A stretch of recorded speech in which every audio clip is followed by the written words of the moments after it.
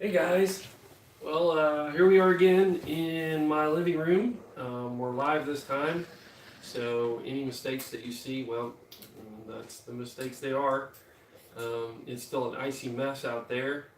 I want to let you guys know, I'm probably going to say at the end of this as well, that we're going to try this evening, you're going to have to wait in Facebook, but the weather's supposed to clear up. They've got some salt trucks on the road.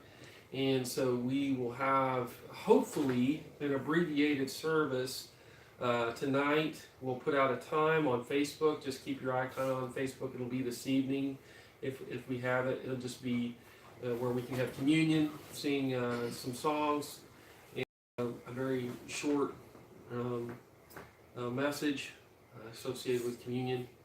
And that's our hope for today. But right now, let's go ahead and have service together, and let's start out with a little song. So come on up here, kiddos. Children, don't bump the camera. Okay, you're on this side, Turkey, so the people can see you. All right? Okay. Yeah, are you looking at the camera? Okay, good. You looking at the camera? Yes. Okay. Are you trying to look like perfect children? Yes. Good job. I hope you can keep it up for at least a song. You think so? Okay, we're going to sing This Little Light of Mine. You ready? This little light of mine, I'm going to let it shine. This little light of mine, I'm going to let it shine, let it shine, let it shine, let it shine. Hide it under a bushel. No, I'm going to let it shine. Hide it under a bushel. No, I'm gonna let it shine, let it shine, let it shine, let it shine. It out. I'm gonna let it shine. Won't let Satan get out. I'm gonna let it shine, let it shine, let it shine, let it shine. Shine it all over Owensville. I'm gonna let it shine. Shine it all over Owensville. I'm gonna let it shine, let it shine, let it shine, let it shine. Okay, children, go ahead and go in your seats and try to act like you're perfect for the rest of this portion. Daddy. Thomas. Okay. I want us to take a look at that because we're going to be continuing on in the Sermon on the Mount in Matthew chapter 5. We're going to be taking a look at Matthew chapter 5. If you want to open up there, we're going to look at verse 13. I'm going to talk just a little bit while you're grabbing your Bibles or you're up on your phone or whatever else you got there. Matthew chapter 5, verse 13 and following. And this is a section that's probably pretty familiar with you. But we get done with Jesus' introduction, Beatitudes, which we talked about last week, and now we start to get into the meat of the sermon there in the Sermon on the Mount. And this is the first thing that Jesus has to say to us in Matthew chapter 5, verse 13. You are the salt of the earth, but if the salt should lose its taste, how can it be made salty again? It's no longer good for anything but to be thrown out and trampled on by men. You are the light of the world. A city situated on a hill cannot be hidden. No one lights a lamp and puts it under a basket or under a bowl, depending on your translation, but rather on a lampstand, and it gives light for all who are in the house. In the same way, let your light shine before men, so that they may see your good works and give glory to your Father in heaven. You know, I really like to do funeral services for folks who have made their belief in Jesus Christ blatant. You know, those are really, really easy. It's really easy when you're going with a family and everybody in the family knew what that person's relationship was with Jesus, and they have stories to share, and they have ways of saying, you know, wherever they went, whatever they did, they brought the good news and the joy of Jesus with them. I love it when, you know, their grown kids, are talking about how, you know, the one thing that happened was they their parent always made sure that they went to church and knew their Bible, and that they passed on faith down through the generation. Those are beautiful funerals, and those are really easy to do. They're the tough ones are ones that I get on occasion. I don't get them very often, but it's when you got somebody calls up and they call up and they say, "Hey, Pastor, would you do my relative so and so's funeral?" And they're, whoever's passed away has no real connection with their church. One of the first questions I ask them is, "Did they go to church?" And the person will, sort of hem and haw around and say, "Well, when they were a kid, they went to VBS, or something along those lines." But then they get around to it. No, they didn't really have a church. Well, did they? So then my next question will be something along the lines of, did they have a relationship with Jesus Christ? And the person on the other end of the phone will kind of muddle around and say, "Well, I think they believed in God." I still do those funerals. I don't say no to doing those funerals, but are really hard and they're really sad, and it's sad and hard because it's too late. It's too late. There's what more can you do at that point? And what Jesus does in the Sermon on the Mount when he's talking about what he begins by telling us in the Sermon on the Mount is that we need to be salt and light. Salt and light in this dark and bland world. We need to be salt and light, something distinct, something set apart. Let's talk about salt for a minute. And let's just talk about what salt meant in the ancient world. One thing that salt meant in the ancient world, which we don't really have as much today understanding of, is salt was valuable. Salt was a real valuable thing. As a matter of fact, at one point, Roman soldiers were paid in salt. The payment they received was called, I'm going to mispronounce this, but in Latin it's salarium, which is the word that we get, it's the root for the word that we get today as salary. So first of all, when Jesus is talking about salt, he's talking about us being valuable. And then when we think about salt does a couple things. It's good for property for a couple things. One thing it's good for is taste. And the other thing it's good for is preservation, for taste and preservation. Who here likes eggs without salt on them? It's not good. And so in basic food preparation, whatever we do, we use salt. We use a lot of salt in all the things that we do. And the reason is that salt gives bland food flavor. And that's one of the things that we need to be as Christians, is there should be no bland Christians. Now, there's plenty of good Christians in bland, and there's a great church in bland, but we shouldn't be bland Christians, if you understand what I'm saying. There's in some way that we need to be distinct. We need to be different from the world. We need to go and give this world flavor, not just be the same old things with the same old sins. We need to be people that go and say, I'm glad that these people are salt of the earth kind of people who bring flavor to this world. So my point is that part of the thing about salt is that salt is inherently distinct.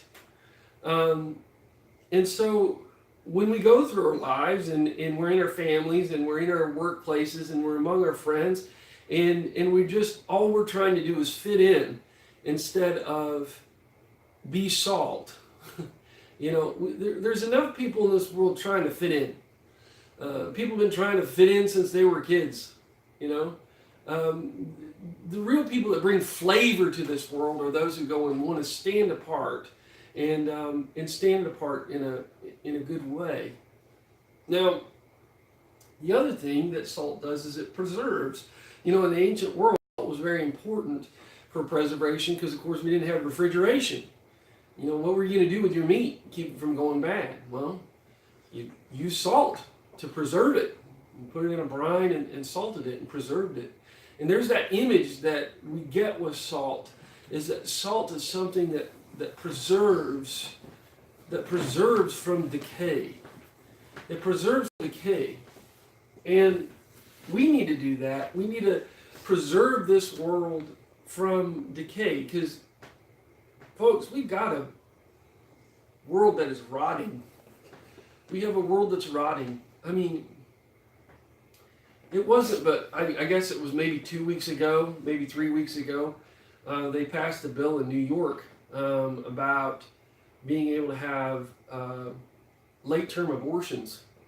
You know, I mean, the very law was giving people permission to kill babies. And, you know, they lit up the Ground Zero in pink lights to celebrate that. And you know what? I thought that was kind of appropriate.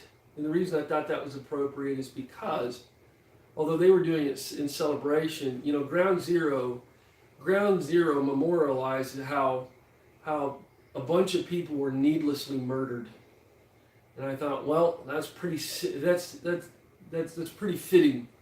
that in celebration of such a bill that you would celebrate at Ground Zero the fact that more people can be needlessly murdered. You know, our world's decaying. Our world is decaying. And as Christians, we need to be salt in this world. We need to limit the decay. We need to reverse it and say, no, you know, this is far enough. We need to go backwards here instead of with more decay. We're called to be, we're valuable, and we're called to be full of flavor in this world instead of just like this world. And we're called to keep this world from decaying. You know, the rest of the world, we can look and we can observe it getting worse and decaying. But we're not supposed to be that way. And the beautiful thing is about salt is that salt is able to stop decay with the meat around it. So, salt and light. Now, I love this image in verse 14. You got to put them together. It took me a long time to figure this out. I always want to put them separate. He said, "You are the light of the world, and a city situated on a hill cannot be hidden." And I wanted to always separate those two. You know, that Jesus is using the image of us as light, and then he's using the image of us as a city up on a hill. But I don't think that anymore. I think that he's putting those two together. I think that if you're in the ancient world, you would understand that. I understand a little bit by having lived in Illinois. Well, you know, out in the country there in Illinois, man, it was, I lived in a place that was just really, the town I lived in was 700 total population, and that I think was bragging. I don't really think, I think they were counting dogs or something as well in order to get to that 700 number. And, you know, you had the corn and the soybeans, everything was flat. You had the corn and the soybeans, and they'd be cut in the fields, and you could basically see the curvature of the earth. And there's not a bunch of trees or anything, because every patch of dirt is used for farming.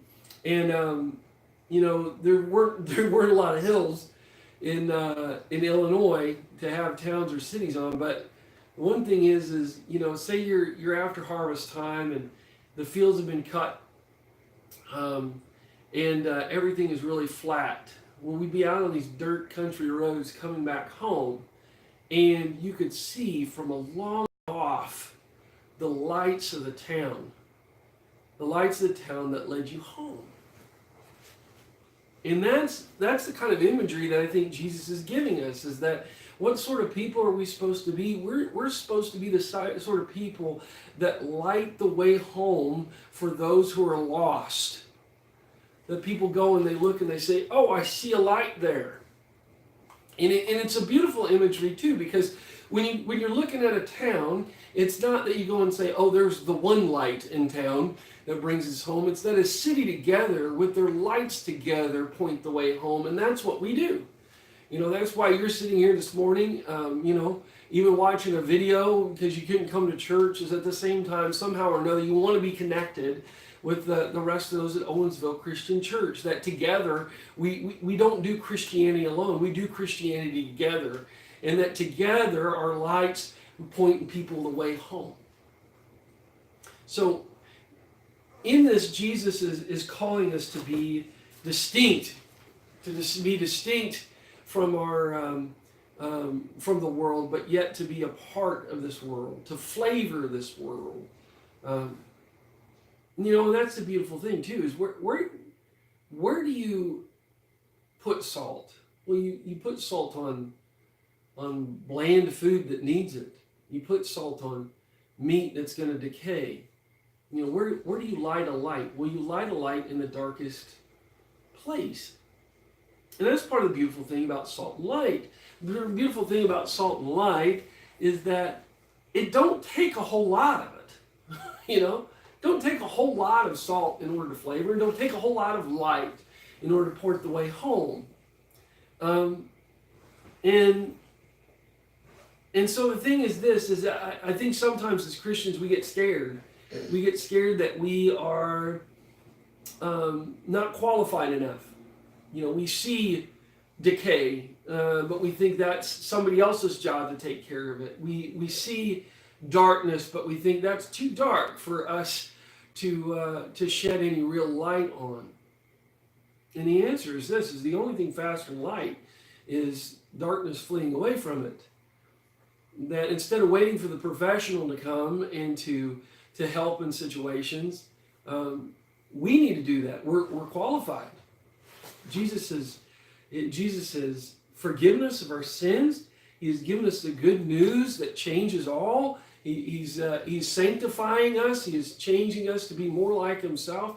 There is nobody more qualified in your community, in your family, in your workplace, among your friends, to be salt and light, to share good news with others. You know, what are you going to do? You know, now that Jesus has forgiven you and given you the good news of Jesus Christ, we were looking at Mark last Wednesday night and looking at the end of Mark, going and saying, who's going to tell? You know, who's going to tell about Jesus raising from the dead? You know, what are you going to do? Are you going to take your light and put it under a basket or put it under a bowl? You know, is that what we're meant to do? Of course not.